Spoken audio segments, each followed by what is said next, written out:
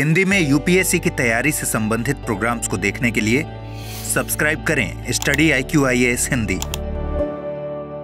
Hello students, क्या आपने कभी गौर किया है कि एक ही तरह का प्रोडक्ट या एक ही तरह का सामान लेने के बाद महिलाओं को ज़्यादा पेमेंट करना पड़ता है पुरुषों के बजाय? थोड़ा आसान करते हैं इस बात को।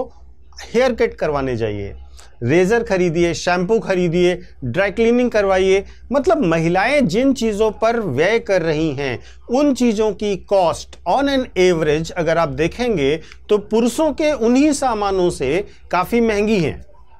और ये जो अलग से पेमेंट महिलाओं को करना पड़ता है, इसी को टेक्निकली कहा जा रहा है पिंक टैक्स। वास्तव में पिंक टैक्स एक छुपा हुआ टैक्स है जो असल में कोई सरकारी टैक्स नहीं है, लेकिन कंपनियां हिडन तरीके से, छुपे हुए तरीके से जेंडर बेस्ड प्राइस डिस्क्रिमिनेशन करती हैं।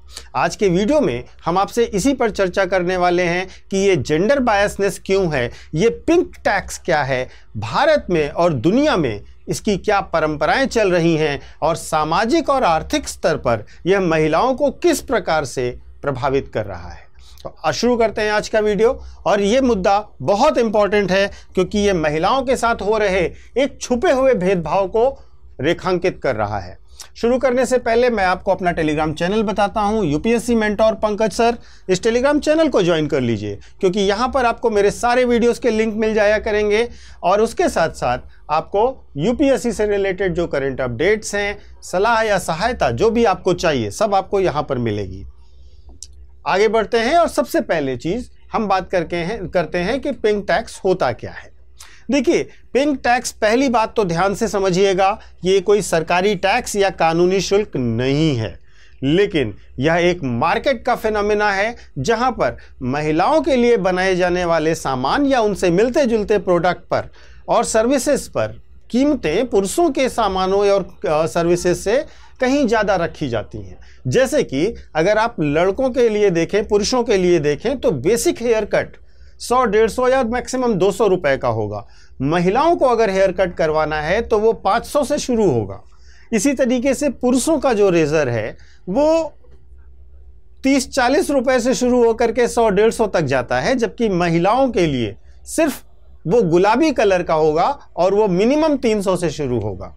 ड्राई क्लीनिंग में पुरुषों की शर्ट सस्ती ड्राई क्लीन होती है, महिलाओं की शर्ट करीब 90% अधिक दाम लगाकर महंगी जो है ड्राई क्लीन होती है। तो मुद्दा यह है कि यह मार्केट टेंडेंसी क्यों है और इसको टैक्स क्यों कह रहे हैं, क्योंकि यह एक ऐसा छुपा हुआ पैसा है, एक छुपा हुआ चार्ज है जो महिलाओं से वसूला तो जाता है जैसे कि हिडन टैक्सेस होते हैं, लेकिन इसका कोई भी रीज़न बताया नहीं जाता।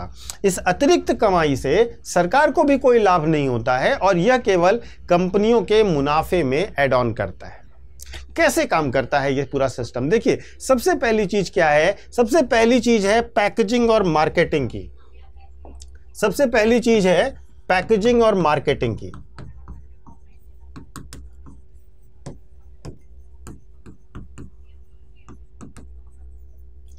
इसमें क्या किया जाता है कि जैसे महिलाओं के लिए है कोई भी सामान, तो उसकी पैकेजिंग बहुत ही आकर्षक की जाएगी, गुलाबी कलर से की जाएगी, फ्लोरल की जाएगी या आकर्षक डिज़ाइन वाले प्रोडक्ट में उसको पैक किया जाएगा। इससे यह भ्रम पैदा किया जाता है कि ये एक स्पेशली महिलाओं के लिए बनाया गया प्रोडक्ट है। दूसरी चीज़ है, मार्केट में एक परसेप्शन बनाया जाता है, परसेप्शन बिल्डिंग की जाती है कि ये महिलाओं के लिए बहुत इसेंशियल और स्पेशली महिलाओं के लिए बनाया गया प्रोडक्ट है। तो पैकेजिंग के बाद जो दूसरी बड़ी चीज़ की जाती है वो है परसेप्शन बिल्डिंग की।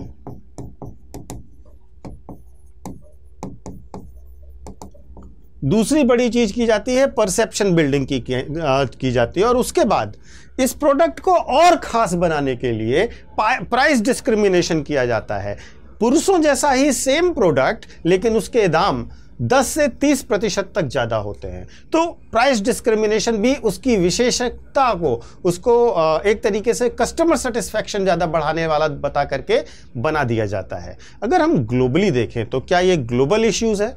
क्या ये इशू ग्लोबल है? क्या वैश्विक स्तर पर यह व्यवस्था देखी जाती है? तो देखिए, सबसे पहले 1994 में कैलिफोर्निया में यह शब्द प्रयोग किया गया जब अमेरिका में एक स्टडी होती है और पाया जाता है कि महिलाओं के पर्सनल केयर के प्रोडक्ट्स पुरुषों से औसतन 13% ज़्यादा महंगे हैं। वहां पर महिलाओं की शर्ट की ड्राई क्लीनिंग पुरुषों से 90% अधिक महंगी है। शर्ट कॉमन है, लेकिन वो महिलाओं की शर्ट है तो उसकी ड्राई क्लीनिंग पे 90% अधिक दाम देने पड़ेंगे। अगर हम यूके की बात करें तो यूके में अगर आप देखेंगे तो महिलाओं के डिओड्रेंट 8.9% अधिक महंगे हैं, जबकि मॉइस्चराइजर 34% अधिक महंगे हैं। यूएन ने 2017 में सदस्य देशों से यह अपील की कि इस प्रकार की जेंडर प्राइस डिस्क्रिमिनेशन खत्म होनी चाहिए। वास्तव में यूएन ने इस पिंक टैक्स को माना कि यह जेंडर इनइक्वालिटी है और इकोनॉमिक डिस्क्रिमिनेशन है, और सदस्य देशों से कहा कि इस तरीके के प्राइस डिस्क्रिमिनेशन पुरुषों और महिलाओं के प्रोडक्ट्स में नहीं होने चाहिए, क्योंकि ये महिलाओं को समान आर्थिक अवसर में बाधा उत्पन्न करते हैं। इस प्रकार अगर आप देखेंगे तो ये जो पिंक टैक्स है, यह पिंक टैक्स केवल डेवलपिंग कंट्री की समस्या नहीं है, यह डेवलप्ड कंट्रीज में भी उतनी ही गहरी जड़ें रख रहा है। अमेरिका हो या ब्रिटेन हो, आंकड़े यही बता रहे हैं कि यह समस्या बाजार और उपभोक्ता व्यवहार से जुड़ी है, न कि लेवल ऑफ इनकम से। आप गरीब देश में हैं, डेवलपिंग कंट्री में हैं या डेवलप्ड कंट्री में, इनकम लेवल से इसका अंतर नहीं पड़ता। ये बेसिकली कंज्यूमर बिहेवियर पर बात करता है। अगर हम भारत की बात करें तो भारत में अभी इंटरनेशनल फाइनेंस स्टूडेंट्स एसोसिएशन की एक रिपोर्ट आई है जिसने ये कहा है कि भारत में 67% लोग पिंक टैक्स से अनजान है, उन्हें पता ही नहीं है कि ये पिंक टैक्स लिया जा रहा है उनसे। 2018 में भारत सरकार ने सैनिटरी नैपकिन और टैम्पून पर 12% जीएसटी हटाया। वास्तव में पहले जीएसटी लगा हुआ था इन पर अलग से, तो वहाँ पर विरोध हुए तो सरकार ने इन पर जो जीएसटी लगाया जा रहा था वो हटाया, और इस कदम से महिलाओं को राहत मिली और लोगों को पहली बार यह एहसास हुआ कि पिंक टैक्स जैसी कोई समस्या इस देश में व्याप्त है।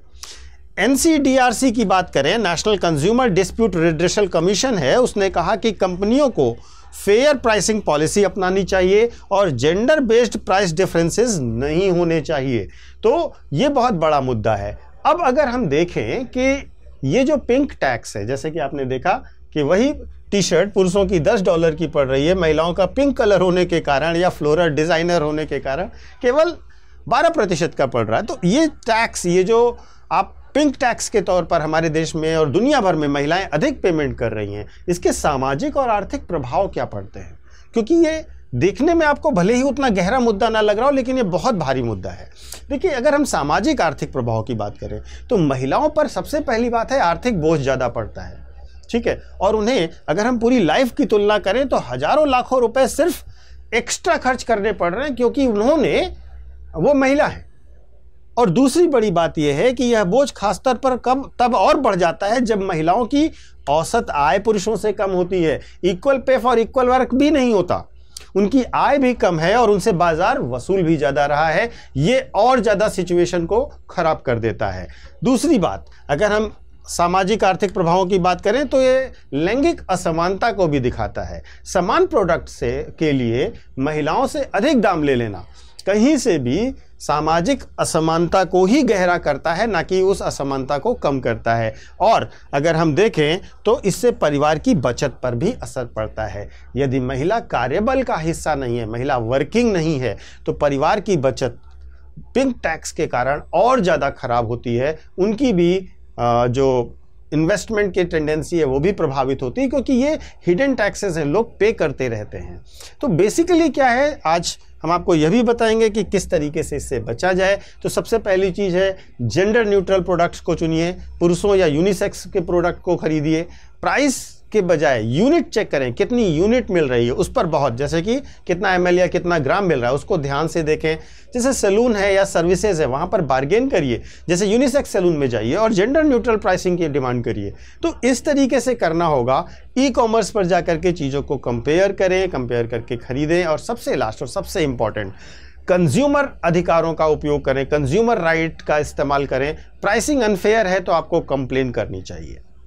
देखिए, पिंक टैक्स का जो मुद्दा है वो मुद्दा केवल पैसे बचाने का मामला नहीं है, मामला है समानता के अधिकार का, मामला है संविधान में दिए गए लैंगिक समानता के अधिकार का। सिर्फ महिला होने के कारण क्यों अधिक पेमेंट करना पड़ेगा, यह एक अधिकार से जुड़ा मामला है। अगर आप जागरूक होकर के, लोग जागरूक होकर जेंडर न्यूट्रल प्रोडक्ट्स खरीदने लगेंगे, कीमतों की तुलना करेंगे, तो मार्केट्स को मजबूरन फेयर प्राइसिंग करनी पड़ेगी और ये जो पिंक टैक्स का कॉन्सेप्ट है वह नहीं लागू होगा। इसलिए हमेशा खरीदारी करते समय इस बात का ध्यान रखिए कि आप केवल प्राइस की बात नहीं कर रहे हैं, आप इक्वालिटी की लड़ाई भी लड़ रहे हैं। तो आपको इस पूरे वीडियो में जो पिंक टैक्स और उसके प्रभावों की चर्चा मैंने की, मैं जानना चाहूँगा क्या आपने कभी महसूस किया है कि ये पिंक टैक्स किस प्रकार से आपकी रोज़मर्रा की ज़िंदगी को प्रभावित कर रहा है? कमेंट करके अवश्य बताइएगा।